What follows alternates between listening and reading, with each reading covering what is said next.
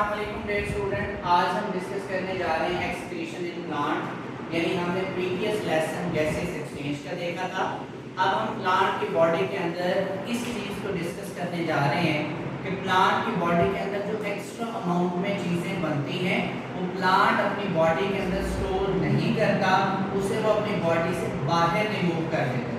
जिस तरह हम बात करें कि हमारी बॉडी के अंदर फीसेस और यूरिनेशन जो है आउटसाइड द बॉडी रिमूव होती है, सेम टाइप इस प्लांट की बॉडी के अंदर भी जो वेस्ट प्रोडक्ट हैं जो मेटाबॉलिज्म के नतीजे में या जो किसी भी रिएक्शन के नतीजे में प्रोड्यूस हुई है वो प्लांट की बॉडी से बाहर निकाली जाती है। सबसे पहले अगर हम बात करें गैसेस की तो हमने वहाँ पे बात की है कि अगर कार्बन डाइऑक्साइड रिस्पिरेशन में प्रोड्यूस हो रही है तो वो फोटोसिंथेसिस में यूज होती है और एक्सेस अमाउंट CO2 की रिलीज हो जाती है।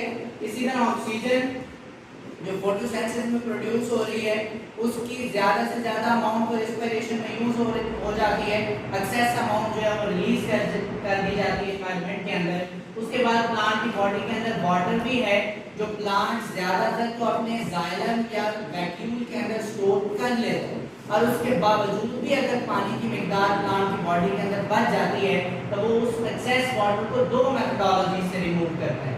पहला मेथड ट्रांसपायरेशन है और दूसरा मेथड म्यूटेशन है। ट्रांसपायरेशन आपको पता है तीन तरीकों से आपने पढ़ी है। स्टोमेटा से वाटर वेपर रिमूव होते हैं, लेंटिसेल से वाटर वेपर रिमूव होते हैं, क्यूटिकल से वाटर वेपर रिमूव होते हैं। तो हम उनको नाम देते हैं स्टोमेटा ट्रांसपायरेशन का, लेंटिकुलर ट्रांसपायरेशन का और क्यूटिकुलर ट्रांसपायरेशन का नाम देते हैं। इसी तरह स्मॉल प्लांट जैसा कि ग्रास है उसके पास ये जाइलम और फ्लोएम मौजूद तो हैं लेकिन इतनी ज्यादा वो उसके पास अमाउंट नहीं है वेस्कुलर बंडल की, या इतने ज्यादा उसके पास वैक्यूम नहीं है जहां पर वो स्टोर कर ले इस वाटर को। जाइलम टिश्यू के अंदर वो वाटर की कुछ अमाउंट को स्टोर करता है लेकिन उसके बावजूद भी रात के वक्त जब एक्सेस अमाउंट ऑफ वाटर बनती है तो वो ड्रॉप्स की फॉर्म में अपने एजेस के ऊपर बाहर निकालता है। तो इस प्रोसेस को हम नाम देते हैं म्यूटेशन का। इसी तरह म्यूटेशन के साथ एक मिलता जुलता प्रोसेस है जिसको हम ड्यू का नाम देते हैं।